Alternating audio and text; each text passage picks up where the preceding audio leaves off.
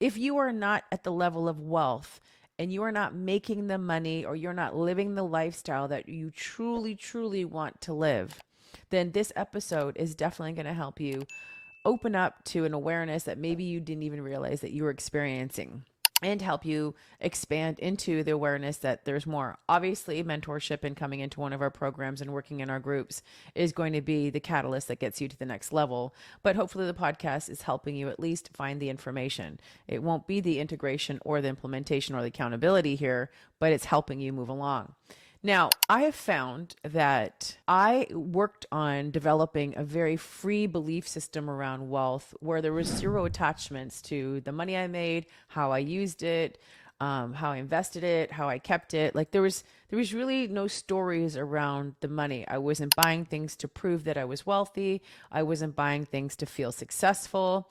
I wasn't doing anything with the money or the purchases to make me like have to fill me up inside of something what was empty. It was just amplifying an already cultivated belief in emotional state, which was I feel wealthy, therefore I have power over money, therefore I can do whatever with money. Money is just a tool to get me through my existence of how I want to live, right? By the way, if you haven't listened to my daughter's podcast where she shares a lot of this, her belief systems, it's in the previous episode. It was phenomenal. It's done so well. And thank you so much for everybody sharing, and would love to see some reviews also on the podcast to show Sierra of what a great job she's doing and how emotionally mastered she is. So that would be great if we can get some input there if you haven't left a review yet. Now, being able to be open to having this free relationship with money, it's a superpower. I have women who make money and they unfortunately think because they make money, they have mastered money, or that if they buy a, Prada, purse, or they buy Louis Vuitton, or they can buy the red bottom shoes, they feel like they understand money. It's a fallacy. And this is not a hard and fast rule for everybody. For a majority of the women, just because you can buy the things doesn't mean that you actually are emotionally mastered around money, or that money doesn't have control over you. Because sometimes you're buying those things to prove your success rather than just saying, I just could get to have them because I get to have them, right? I know because I was there at one point where I was, I had the things that I checked off the list and be like, hey, look at all the things that I have. But they were coming from a place of unworthiness and in a place of worthiness and like the highest frequency that you can be around wealth. Now, buying nice things is great. And, there are some women who can't even get behind that hump of buying the nice things unless they can justify it. Well, I can buy the Rolex, I can buy the car because they're stable investments. Sometimes those things are seen as an asset so they can appreciate, so they can justify the purchase. It's not just the having of the thing. Also, again, this creates roadblocks, and there's all these stories around it, right?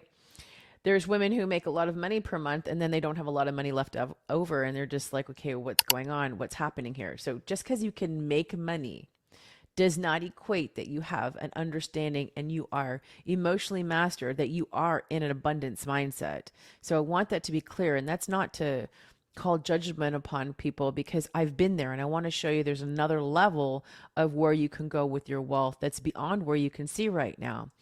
And I have women who have gone through our programs to become emotionally mastered, and like, I'm waiting for the money to come in. Well, the next part about it, you do the emotional work, which we've talked about a lot on this podcast and in my programs and whatnot. You have to be able to get to a place where you're not triggered, where you're emotionally mastered. Now, that is like really high level of enlightenment and consciousness, where you get to a place where you have internal peace inside of you.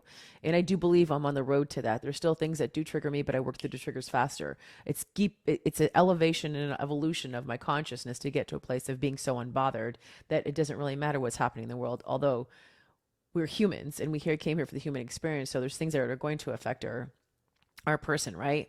So we're not looking for perfection here. We're looking for being able to navigate all the things in life and how well do we do it. That's the superpower. Now, going back to the conversation about having money, does that make us wealthy and does that overcome our abundance issue? It absolutely doesn't. Because I've seen women who make money, but yet then they're like, the way that they use money on the inside of their business, let's say, you can tell that this is where their lack and scarcity comes up. They have too many people on their team, or they don't have too little people on their team, or they're, buying things to prove their success. Like, look, I was able to take out a full page spread in the newspaper. It cost me $5,000. So everybody in my hometown can know that I was rich. Like, that's approving a situation, right? It's not actually a money making move. It's just you're trying to keep validating an insecure, and your ego is needing that rather than you doing it from a place of an evolution of self. You're just looking to show, like, I made it. And it's prove it energy, which is scarcity. So this brings me back to like the scarcity story. All of us have a scarcity story that has been in us that's rampant. And it's really just one story that has many different branches to it and many different edits and versions of it. But there's a scarcity story in there, and it's the victim story, right? Now, people who are able to overcome their victim story are the ones that are able to create wealth, have a detached emotional connection to money in the sense that they can do whatever it is with it. They can have whatever they want. They're not buying out of need or justification. They're just enjoying the wealth. They're enjoying what they have. They're not answering to anybody. They're living in the pure overflow of wealth. And that's what I do believe unapologetically rich is. I do whatever I want with my money. I buy whatever I want.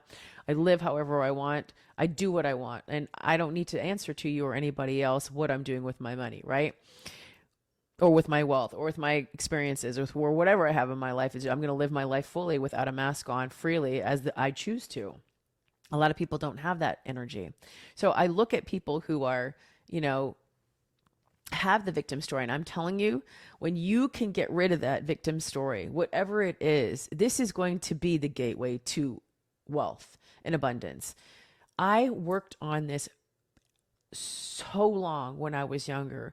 I worked on this so long earlier in my journey, because I knew that I was looking at things from the glass was half empty. I was looking at it from a lack standpoint. I was looking at it from the victim eyes that I had. And I said victim eyes to see through. I was victimized as a child or in the past, but it's a choice whether or not we let that be our determining factor of how we live through life. Things are going to happen to us, right, where we are victimized. It's whether we choose to keep being that victim over and over again in our lives, or we're going to do something about it, right?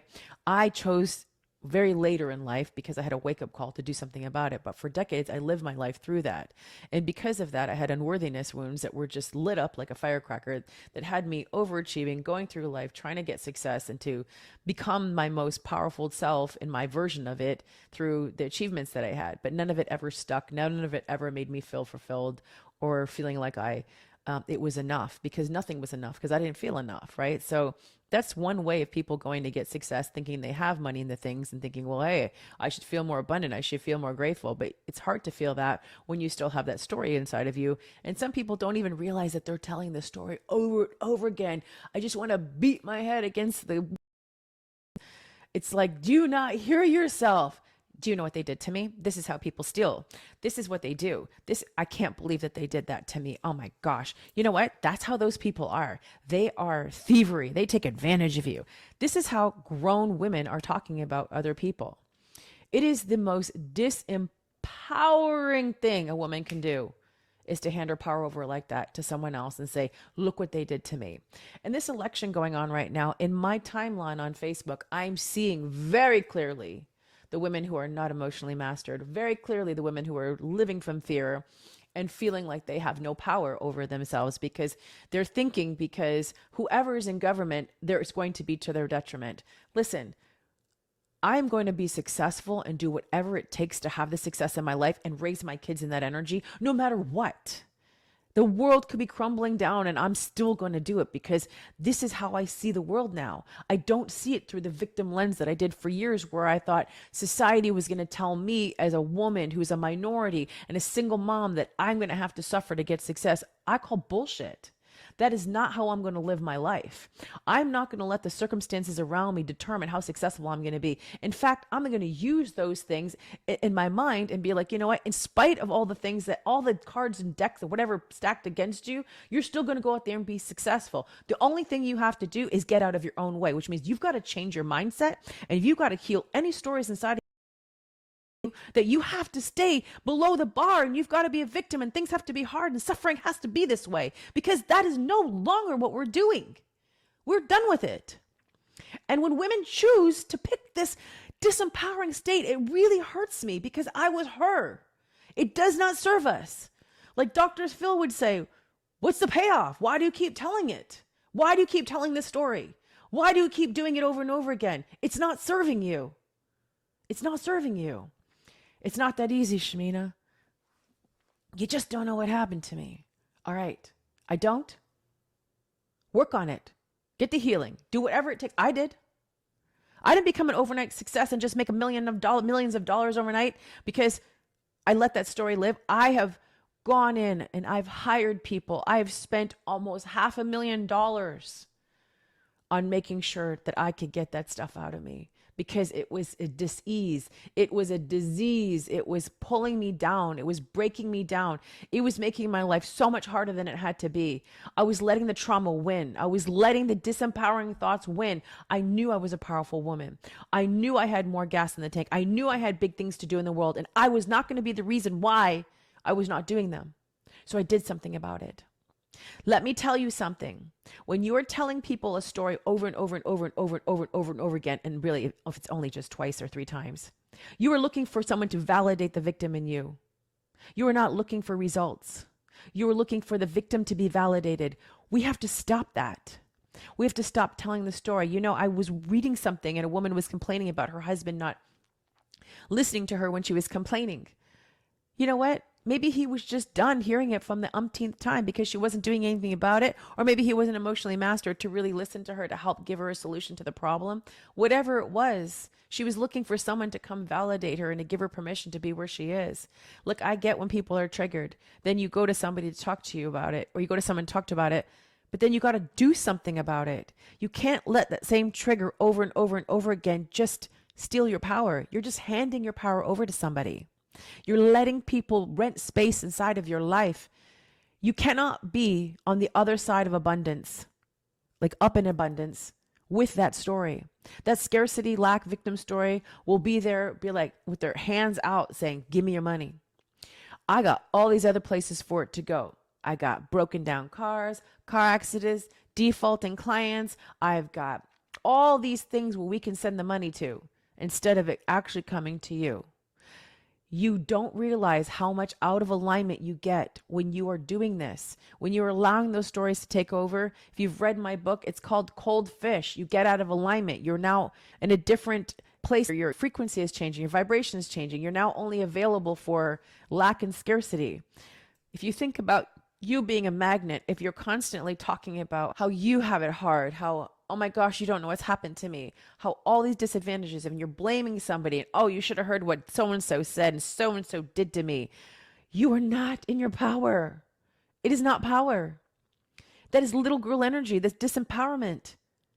We deserve more. We don't need to be doing this to ourselves. We are our own worst enemy doing this. It's not serving us to keep doing this over and over and over again. It has to stop. This is not how we're going to do 2025. We are not bringing these stories in. You want the money to come in like an avalanche and overflow? You better find that story wherever it is. And you better catch yourself. But the thing is that the crazy thing is,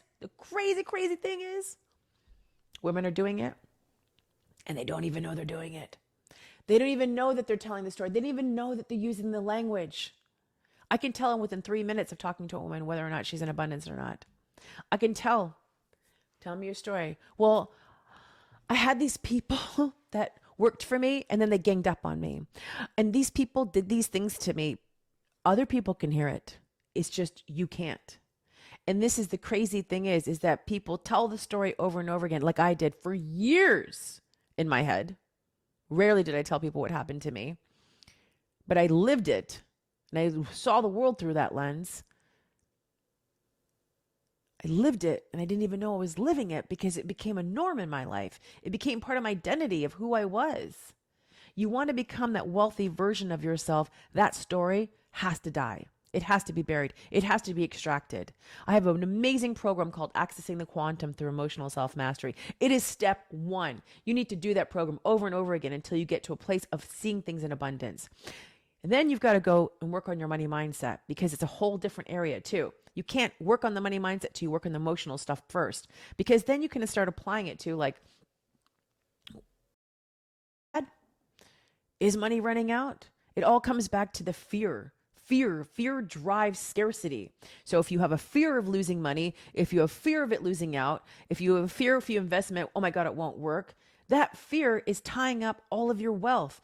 It's being able to get rid of that fear and move into that next level is what really helps expand you. But you can't get to that until you work on the emotional mastery part, because that also clouds your judgment.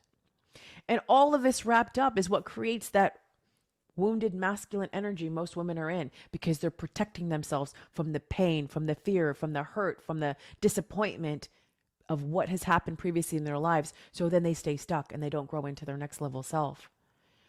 This is not how we need to do things, women. I want us to rise in our power. We are so incredible. We have the ability to change the world and impact it in ways we've never, ever seen before. We are only seeing the potential of what we can create from such a limited lens that we see now, because we're living with, I don't want this to affect me. I don't want to be hurt. I don't want to lose out again. I don't want to repeat what happened in the past. And all of those things keep us stuck and it keep us from expanding to the more. So find that weak story, work on it.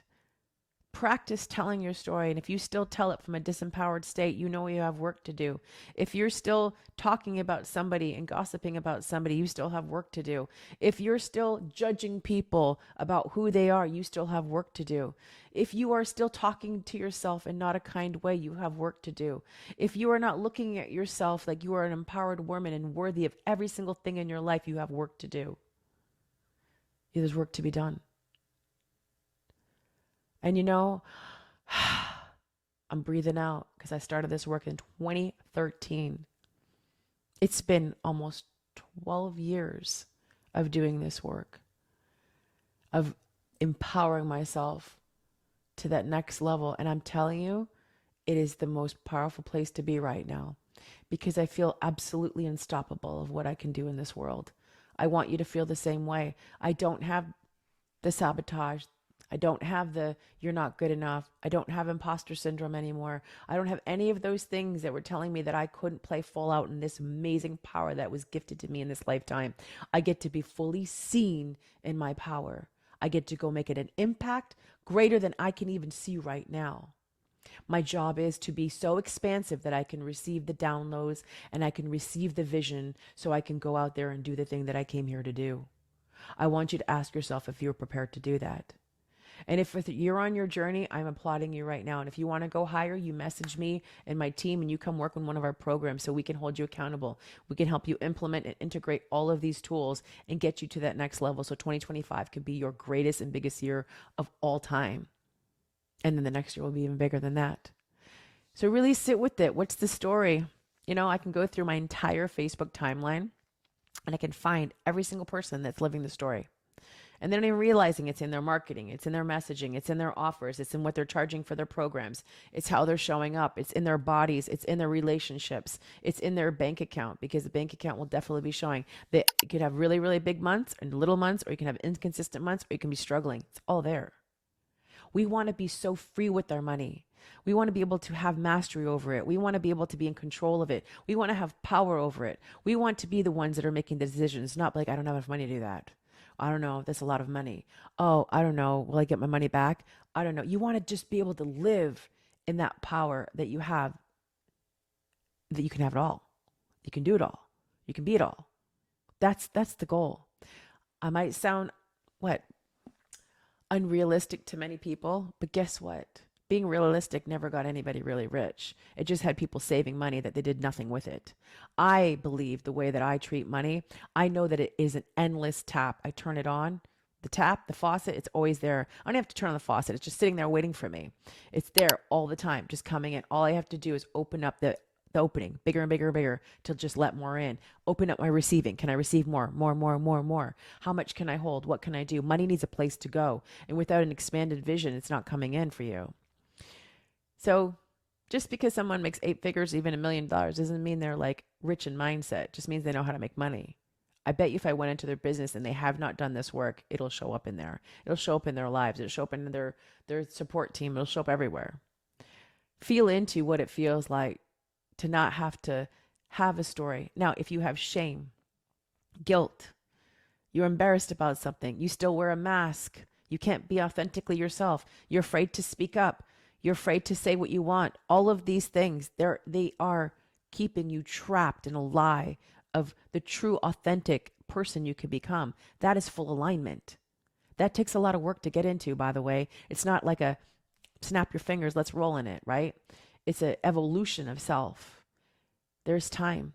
It might have taken 12 years to get to become the woman I am today, but let me tell you, I might not have ever started this journey. That's even worse. I could have been just living in survival mode and just delivering the same thing over and over again. And that's called Groundhog Day and insanity, and just trying to just drink a couple glasses of wine, shop and numb myself out, and then hope that it goes away, and then just do all the things that destroy relationships and myself at the same time, and just keep surviving, maybe get ailments inside my body because unfelt and energy that's stuck inside of you creates disease in the body, creates the ailments, creates the problems. It creates all the things what people don't realize that are inside of you. Maybe it's not a supplement you need. Maybe it's just you have to work on getting that energy out.